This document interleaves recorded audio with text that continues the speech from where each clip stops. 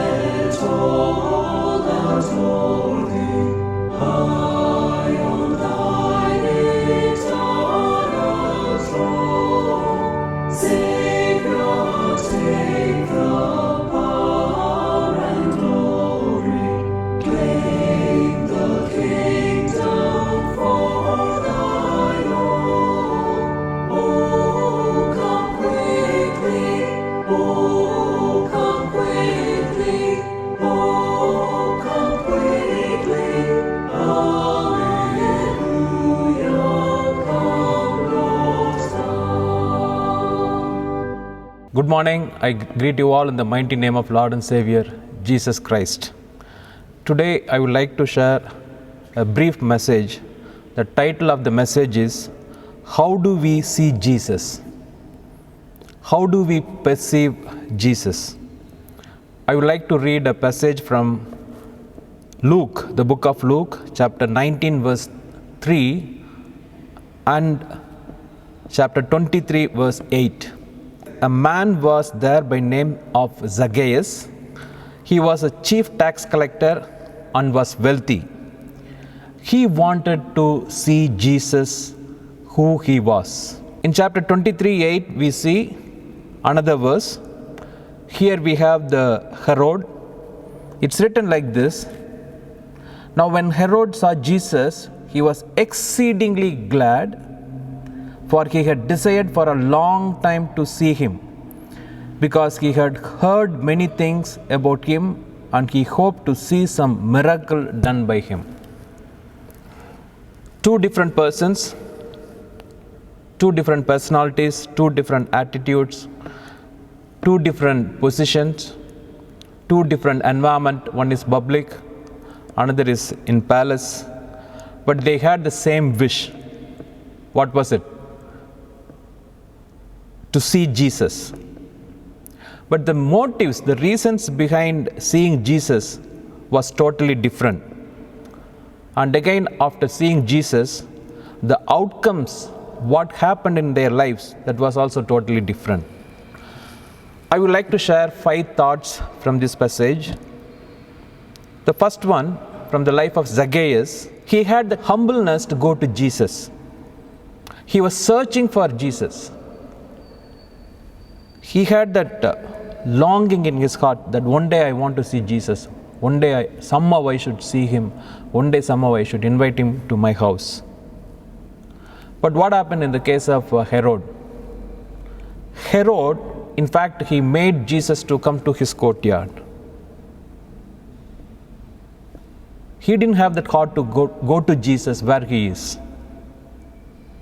Are we expecting Jesus to come to our place?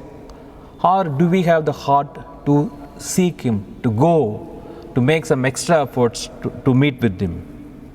The second thought, Zacchaeus, he did not have any desired qualities to see Jesus. He had several disadvantages. He was short-made, he was a tax collector, you are hated by the public. According to Jewish literature, if you are a tax collector, evade that person because he's such a cruel person, all the tax collectors. Even you can tell lie, otherwise you are not supposed to tell lie according to the Jewish custom. So, people hated him. Despite of all these inabilities, disqualification, he wanted to see Jesus.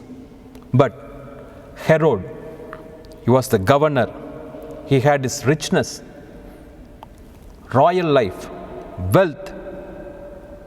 But he did not come out from his position to seek Jesus. Does our position, power, authority, our finance, our social life, social status attract us towards Jesus or distract us away from Jesus? Third thing, if you read the life of Zacchaeus and how that is written in chapter 19, Zacchaeus ran ahead to see Jesus. He took efforts to see Jesus. He put Jesus ahead. But if you see Herod, he was stationed in one particular place. Perhaps he did not have the heart to stand up or to see Jesus. For him, Jesus was not at all ahead of his life. But for Zacchaeus, he put Jesus ahead of our life. Dear children of God, what is there in front of you? What is ahead of you? Is it Jesus or something else? Let us examine ourselves. The fourth thing, Zacchaeus saw Jesus as a savior. Though he was a sinner, though he was hated by others, he needed that love. But he was sure that love can be given only by Jesus. The salvation can be given only by Jesus. But Herod, he saw Jesus as a magician. Zacchaeus saw Jesus as a savior, but Herod saw Jesus as a magician, tricker. He was not able to see beyond certain limit. He was short-sighted. But Zacchaeus, he had that vision that he is the savior.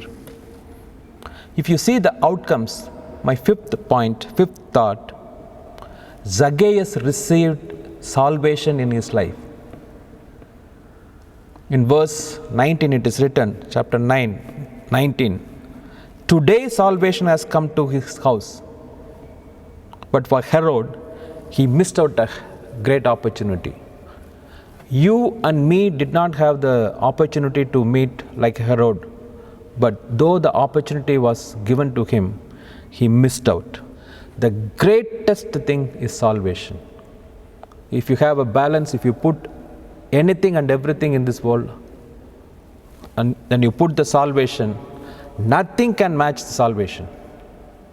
So the greatest thing that a person can have in their life is salvation.